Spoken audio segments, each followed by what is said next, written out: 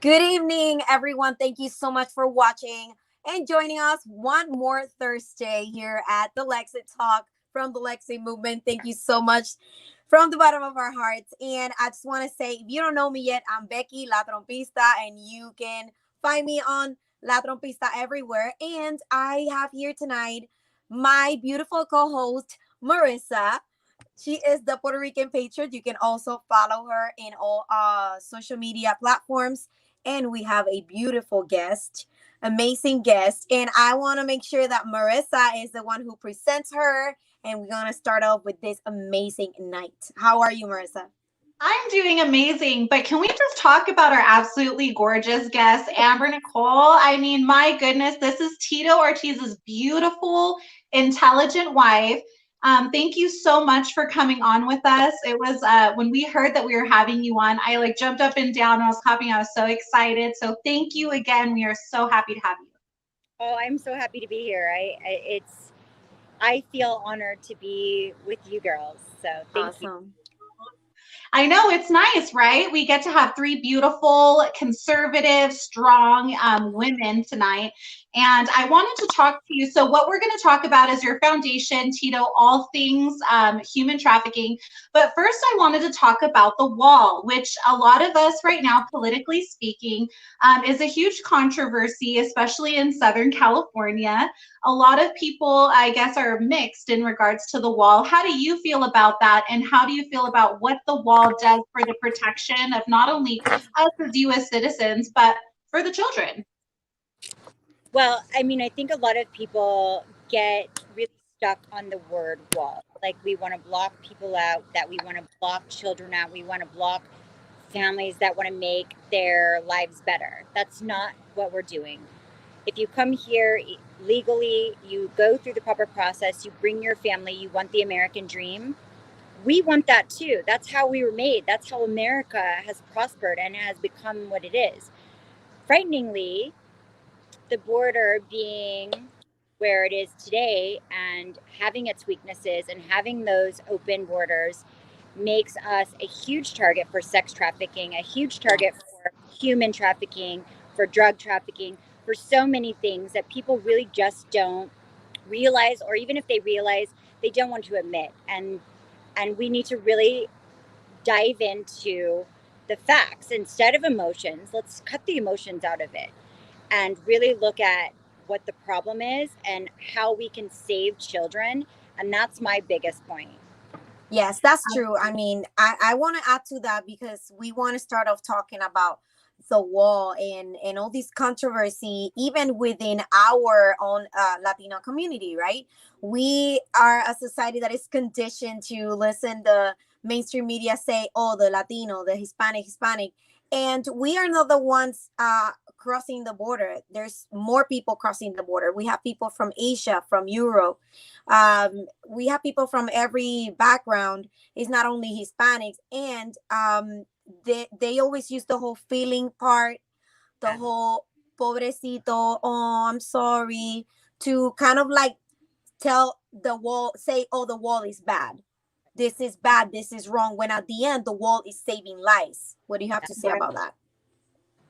I mean, 100% it's saving lives. I mean, I know many Border Patrol agents. I know many special forces. It's terrifying the amount of danger that comes across our border, and no one wants to talk about it.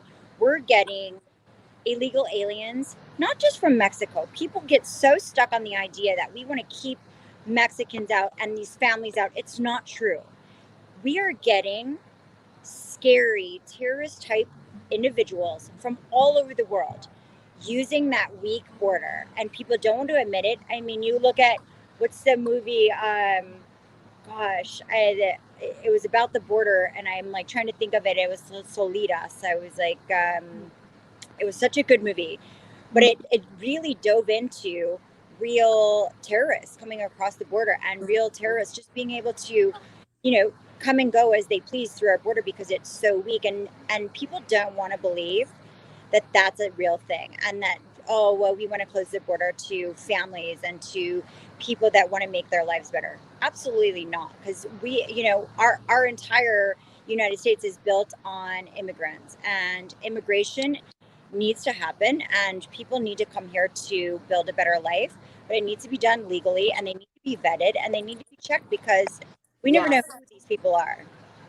Yes, absolutely. And that's one of the things that I think people villainize, is not realizing that there are more factors that come into just families crossing the border. And that's why I think it's so important that they're doing that. ICE has been separating to ensure the safety of not only, the children, but the families, and then us Americans as well, because technically we do not even know if they are legitimate families or have any relation at all.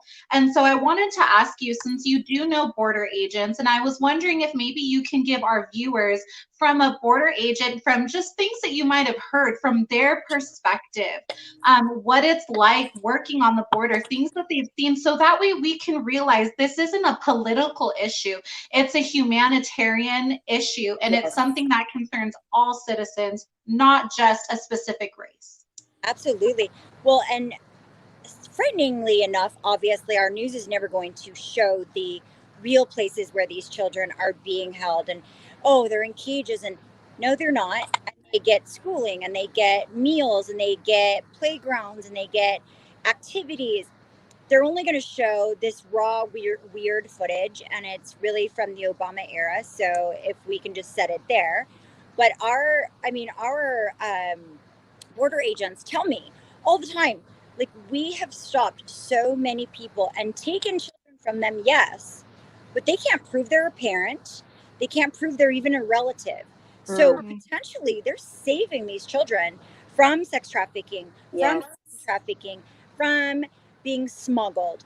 That's scary enough for you to think, you know what, maybe they're better off wherever they are, that they're getting square meals, they're getting education, and they're safe from whoever this stranger was trying to smuggle them across the border. But nobody wants to talk about that. Yes. And for what we understand, and this is like real footage this time, we understand these kids have even better extra and intracurriculum programs than our own kids in our communities. Yeah. You know? Well, and they're getting a full curriculum. They're getting full schooling. I mean, they're in school. My kids are not even in school. Exactly. Kids are being monitored. They're being taken care of, and no one wants to talk about. They're getting medical care. They're getting, and they are trying to figure out where these children's families are, and they're trying to reunite them. I mean, I just watched a documentary where it's a tedious, long effort to actually find legitimate children, parents for these children. But yet, people are like, oh, just give them back to the people who brought them. Like, are you crazy? Like, no one knows who those people are. They could be potentially anyone. Right, exactly. And we see so many people talking about Me Too and the Me Too movement. Yes. And unfortunately, we are seeing what happens when you negate a child or the child generation, because they don't have a voice. No. Nobody can speak for them. But they're muddying up the word Me Too, and it's sadly being overused by women who are not in the Me Too movement. And just like child trafficking, people are like, oh, it's not real. Like, listen, there's a degree of reality in everything, obviously, but people are going to muddy it up, and they're going to use it, and they're going to, make it salacious, and they're going to make it fit their, their propaganda, or they're going to make it fit their, their agenda. But Me Too is real, but it should be used for women who have been forcibly put into trafficking, forcibly, because, like, I get messages all the time about my foundation, and people will go, oh, well, the kids that were saved were all prostitutes. And I gasp a little bit, and I'm like, no child chooses to be a prostitute, first and foremost. A child is groomed, a child is taught, a child is trafficked into prostitution. And for people to say, oh, well, they're a prostitute, and kind of throw them aside like they are rubbish, makes me angry. Like, what's wrong with you? Like, no one chooses that.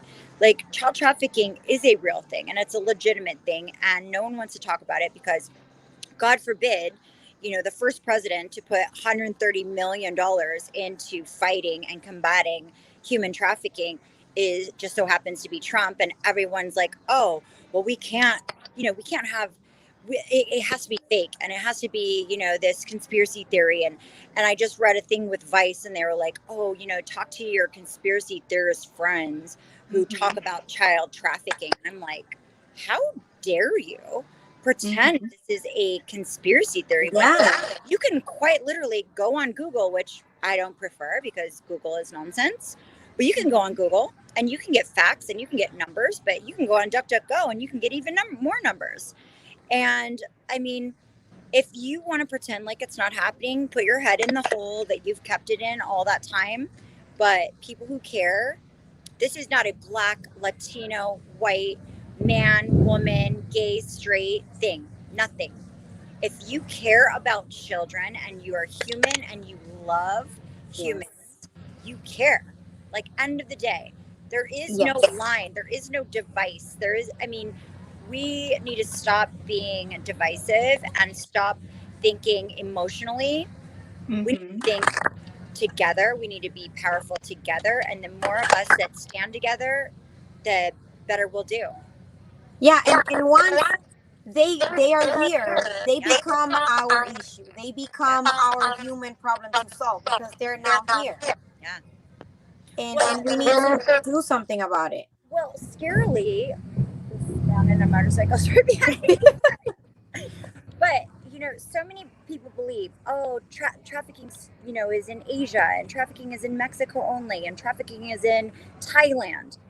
Absolutely not. The scariest thing is that America is the largest producer and distributor of child pornography. Wow. If that doesn't terrify everyone to keeping their children on lockdown, then I don't know what will. I mean, the amount of online predators right now is through the roof, and all of your children, guess what they're doing? They're online learning. And are we monitoring? Damn right I am. But yes, I want to talk about what that. Parents aren't. I want to talk about that because I have a 10-year-old and a 5-year-old. My daughter don't play anything online, but my son used to play some games on the phone. And I recently learned that they could chat within the app. Yeah. And I didn't know this. Every single app. And then I heard you talking about it. I'm like, wow, our followers need to listen to what you have to say when it comes to that point of these apps having chat rooms. Well, even my boys' video games have chat rooms because my boys don't have social media. They don't have phones. They don't have iPads. They're not old enough to be able to rationalize or to take on the information that they can get from online presence. But so many parents are checked out when it comes to how many chat rooms there are. And I was just talking to somebody last night. I said, how young do you start when you're telling your child who's crying to go sit on Santa's lap? And you're teaching your child that I'm going to make you sit on a stranger's lap even if you don't want to. Yes. Listen, we have to stop doing that. And when people touch your child's hair or tell them they're so cute and they're very touchy and they're hugging them, and we shouldn't be allowing that activity because we're saying it's okay that a stranger is touching them and hugging them and being really close with them, because that's what these people do. This is what a predator does. A predator starts with soft touch near your parent. A predator starts with tickling in front of your parents. The child sees that their mom and dad see, they're like, oh, well, this is okay. It goes further than that, but they've already been desensitized to this predator because the parent is not paying attention. Because you know what? We need to stop being nice. I'm sorry. Like, I don't allow strangers to just touch our kids. I don't allow strangers to just talk to our kids. You shouldn't. Like, you should make your child aware that no adult is their friend, and they shouldn't be speaking to anybody even over video games. I'm like, no, unless you go to school with them or you actually know them from us, you're not talking to them. And a lot of the Our Rescue as well, they were saying how now it is a pedophile's playground. Yes. For because these children are at home and because Yes. of the lockdown, obviously they're using these devices a lot more. We need to be more present than ever. And I think you Yes. hit the nail on the head when it comes to parents. You need to be more aggressive Yes. about who comes around your children, what they are allowed to either touch or groom, soft Yes. groom your child. Because a lot of the times it's family members too Yes. that Yes. we realize that this happens to. It's the people who we quote unquote can trust. And so I'm glad that you brought up your foundation, because I'd like to kind of segue into what your foundation is. And if you could just touch more on that, how you got involved and why you're so passionate about it. Well, my involvement obviously starts with being a mom of 11-year-old twins. I've been Tito Ortiz's twins bonus mother since they were 4 years old. Wow. Just noticing the dangers of online, but we actually had a high school teacher that was an assistant teacher. He was 25. He started grooming one of my boys' little ex-girlfriends. And he was writing her little notes, and he was stepping on her foot every day before gym just to get her attention. And he would write her notes like his favorite color, which was always her favorite color, and his favorite name, which was her name, and just really like decisively trying to pick these little grooming tactics with her. And her mother found them and wrote, called me right away, and she was really upset. And I was like, you need to file charges, period. It's not okay. And we need to be vigilant. And that's what made me go, you know what? This is way bigger issue than it. That's my back door. That's my kid's school.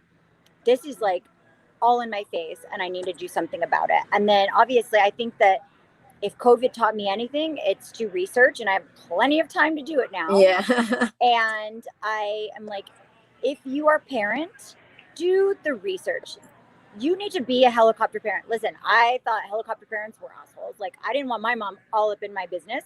Right. You need to be in your child's business. I don't care. Because right now, these predators are desperate. And that's why I started this foundation for awareness and prevention. Like a lot of, our rescue, for example, they are tactically able to go and make a difference. And they are dealing with the aftercare and the saving.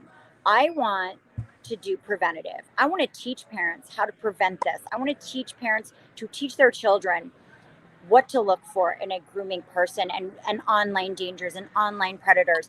What do we do? And I'm doing a seminar this month. It's my first one. I'm so excited, with an MMA, one of Tito's MMA coaches at the Gracie Bar Jiu-Jitsu. And I told him, I go, I want you to teach parents how to take someone down. Because if you're trying to take your child from someone who's trying to grab your child, that person's professional. They're going to get away with it. But if you take down the assailant, I don't care if you're a little bitty girl and you are like double legging this assailant and you're going after this person, you're going to save your child. Potentially, this will be a game changer. And we need to start telling people, if you see something, do something. Yes. Stop standing by making videos. What is your video going to do when that child is stolen? Great, you're going to give it to the cops. Fast enough, that child will be gone and you'll never see that child again. And that's what's terrifying. There's like people who go, oh, well, I made a video, or, oh, I filed a claim. You better do something. Like, if someone was trying to take a child in front of me, you're damn right. I'm like, I would whip off my heels and run after that you do whatever you can at that moment. Yeah, because we're human. And guess this is not my children or her children. This is our children. And that's why I started Save Our Children Initiative. And now I have a foundation called the Social Foundation. And we're raising funds to do just that, to do these seminars of prevention and education and self-defense. Because first and foremost, I don't want someone have to deal with aftercare. And you know what? There's a lot of people out there, and there's our rescue, and I have some really great, military friends who go and do those tactical missions. It breaks my heart. It must be hard. It's an all life situation now. This child will always be dealing with this. This child will always have to live with that situation, and they will have to grow and become, into a normal livelihood. But scarily enough, people don't understand is that once a child is put into sex slavery and sex trafficking, most of them, even after being saved, will go right back, because that's all. Wow. Yes, it's like they mentally break them down. I'm sorry, Becky, go ahead. All I want to say to add to what you're saying is it's a powerful movement. It's a powerful initiative because, like you said, there's so many groups out there to rescue them, but there's no groups trying to prevent it, right? Yeah. And prevention is key even when it comes to health and Yeah. everything else. And this has to do with, you know, the health, the mental health of these children and the physical health of these children, because many of them sometimes they get diseases and stuff from all these, you know, Oh yeah. sex slavery. Now I will encourage you to start writing a book. Yes. Oh, I know. I've got several books going. I lived in Vegas for 19 years. I was like, I need to write a book about Vegas. Yes. And then I'm ready to write a book about this. You know, if we can prevent just one child from being taken, that is a home run. And more people need to be active, need to love one another. There's no division in this. And, you know, Trump or anybody else, it's not Republican, it's not Democrat, it's not conservative, it's not liberal. It's a human issue. And we need to stop making it divisive. Because at the end of the day, even when you vote, I tell people all the time, I'm like, vote on policy. Vote on, stop voting on your feelings, vote on results, because there's a big difference. And when you look at the same thing with, you know, child trafficking, people are like, oh yeah, it doesn't happen here, or oh, I don't know anybody that it's ever happened to. Okay, you're gonna wait until you do? Like, do something now. Let's educate. I'm like, I would love to be the dare of my generation and be able to go into schools and teach children preventative measures and teach them about online grooming and teach them about teacher grooming, because no one's doing that. And you know what? They're totally fine with teaching my child overly sexual sex ed, and they're teaching them things that my child wouldn't even ask about. Okay, cool. If you're going to try to teach my child that, I'm going to teach my child how to ward off a predator. Exactly. Yes, I love what you just said, being the dare of this generation. I think that's revolutionary. I think that's absolutely needed in this day and age, because it's always easy to say that things don't exist until they come to your doorstep, or to a doorstep of one that you love. And you never want to be that statistic, or you never want to happen and you say, I should have listened. I should have been more sorry, I'm getting phone calls. Every time I do a live, people just love to call me. Never ceases. But I just think what I would like to actually ask you, because a lot of people during the hour rescue were learning about signs, and I feel like it was kind of those things where they learned about it, they got excited, but then they didn't continue the follow-up. Can you give some parents some examples or something to look at as far as grooming goes, of a child that is being trafficked, or signs of a trafficked child? Oh yeah. Well, and scarily enough, a lot of children that are being trafficked by someone in their family, by their parents, and they're still going to school, they're still going to sports, and no one notices. But these are telltale signs that we need to start teaching teachers. We need to tell students. We need to tell our children, listen, if you see someone that has strange behavior, all of a sudden their hair is completely different, or they're emotionally like taken back. You know, a lot of these people are sick. I mean, they're giving brands and tattoos to 11-year-olds. And people are like, wow, you know, and the kid's like, oh yeah, well, my mom let me. No mom just lets you do that. I'm sorry. When you're 11 years old and you're a parent who cares about your kid, that's not normal. So people need to look for those sort of things. But even with the grooming and with the online dangers, pay attention.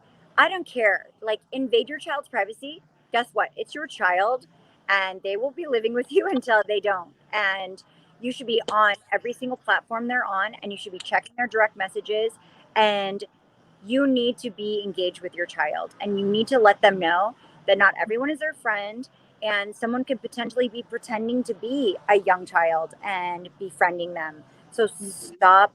Like, your child doesn't need privacy. I'm sorry. Like, my kids are 11 and I'm all up in their business. Yeah. I'm like, I don't care. I'm like, I'm going to be in your business. Like, you're going to get it.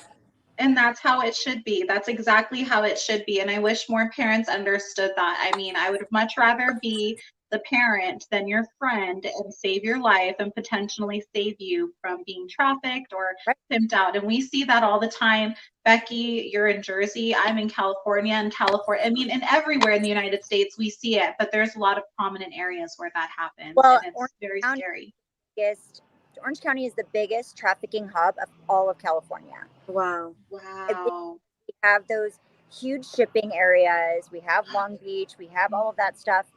But everyone wants to pretend like it's not happening because they're like, oh, well, we don't see, missing posters and we don't see milk cartons anymore. So it just must not be happening. I'm like, there's not enough milk cartons in the world for how many children have gone missing.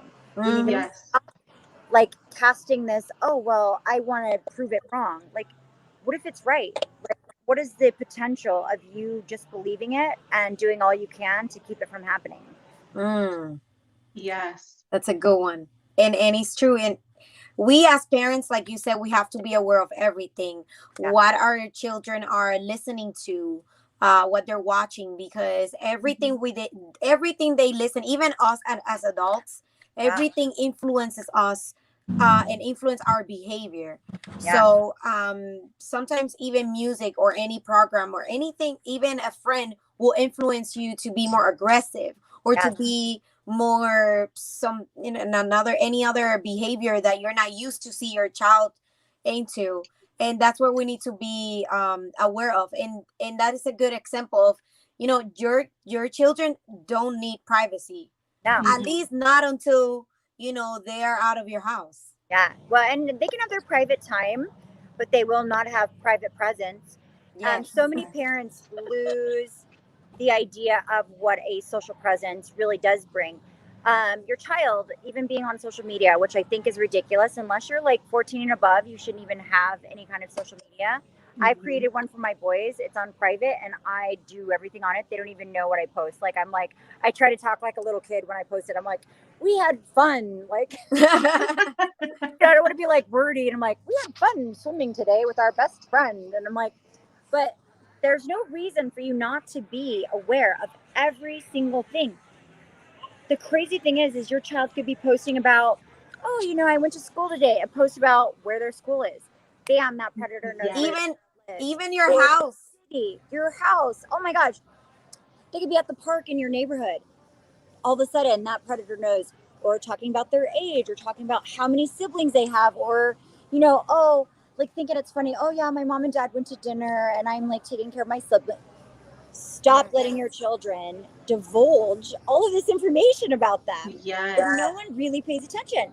Like, their kids are bored and they're like, oh, here I am. My parents aren't here, so I'm making myself dinner, blah, blah, blah. That is such a good point. Kid thinks it's cool, but it's telling them everything they need to know about your parents being gone and letting you stay home alone.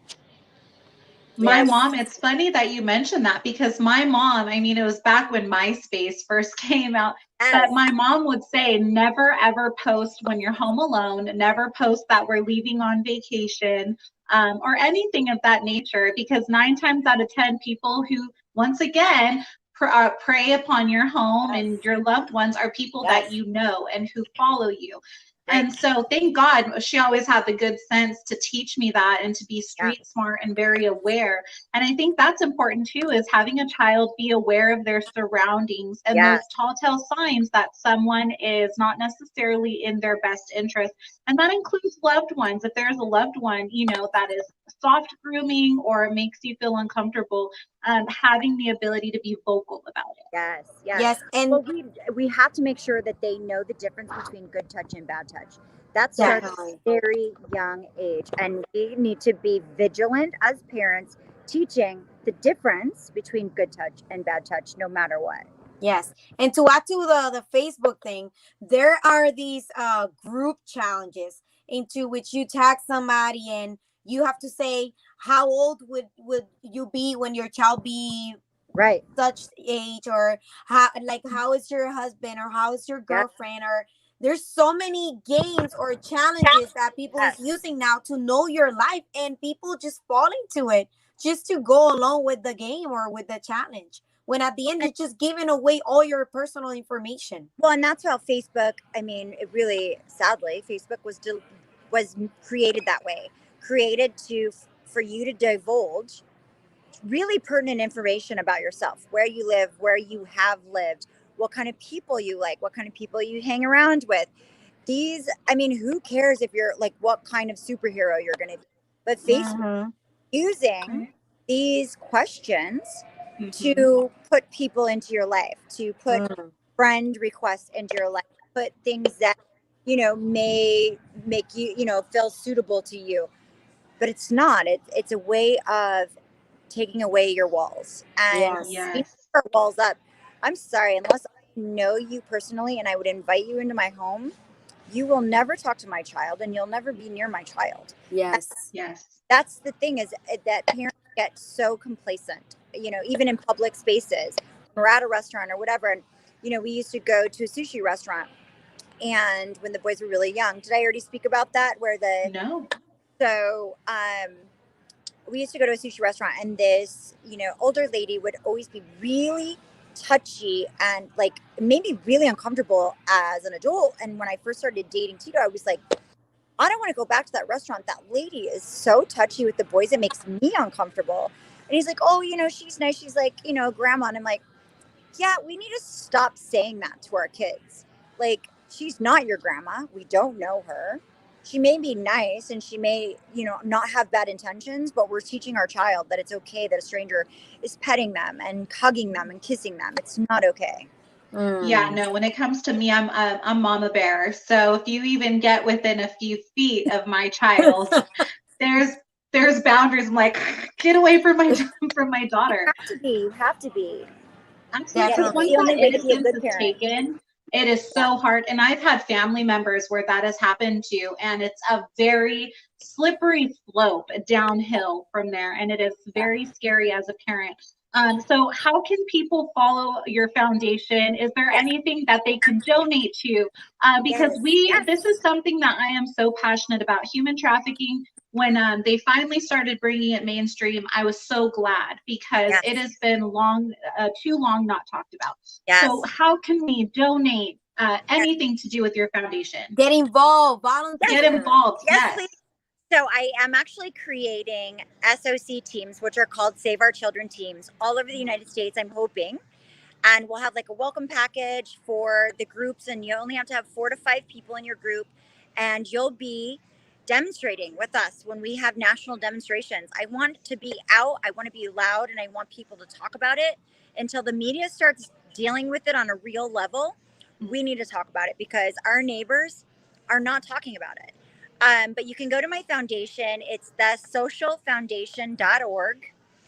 And I'm like, do I type it in? I'm like, no. You have it right there. Our amazing producer, Noe, he's gonna display it. So, and my Instagram for the social foundation is the.social.foundation. I also have Save Our Children Initiative. I've been shadow banned super bad on Facebook and Instagram, so you might not find me. You're gonna have to search, because I use the hashtag Save Our Children, and they've now banned that, saying that they want to only. Yeah, they'll send you straight to Facebook to find what they say is valid Save Our Children foundations. And Save the Children Foundation, which was started a long time ago, I think in the 80s, and it's actually Ghislaine Maxwell was their head person, and she brought that to Disney. It's also funded by the Clinton Foundation and the Gates Foundation. So if Facebook wants to send me there, I'm just letting people know, don't follow what they're telling you.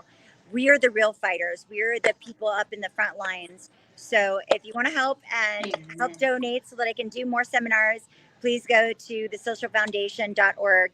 And I appreciate all of you guys. I appreciate you beautiful girls for having me. Thank you so much. You're welcome. Thank you. Yes. One last thing. Yes. Tito. Yes. He is running in Huntington Beach. Let's end this on a power note, on a positive note, please. I have to know what's going on with Tito. How can we in California support him, and what? He's running for City Council of Huntington Beach, and he just wanted to make an actual difference. And people were like, why don't you be the mayor? Well, the mayor doesn't get to make the decisions that City Council does. It's a huge honor that people were like, backing him. They're behind him 100%. I'm actually supposed to be at a party, but I wanted to be on here first. So I was like, I don't care. Yes. But you know, if you can support him in any way, you can go to Tito4HBCC for City Council, Tito4HBCC.com, and you can support him by also, you know, contributing to his campaign to get him elected, and then for him to make a difference. Because you know what, it takes one at a time. It takes one person at a time that wants to make a difference, that has no special interest, who's not taking money under the table, that truly cares about our city, about our kids, about our school district, about our community. And we need more of those. We need people in every city to stand up and take a position of, you know, of importance, because it really does make a difference, and everyone needs to get out there and vote. I'm telling you, you walk in, you vote in person, because it's important and your vote makes a difference. Definitely. Thank you so much, Of Amber. course. This has been an honor. Thank you so much for your time. I know you're supposed to be at an event with Tito, and you're here with us. Yes, of course. Thank you so much We for are this. so thankful. Thank you for God having bless you. You're amazing. We'll continue to Yes, pray for thank you you. for this movement that you just started with saving our children. Oh my gosh. You know what? It's the only movement I care about, truly. Amen. God bless you. Absolutely. Let's God Bye, bless you and beautiful. Tito. Have a great night. I will. Thank you so much.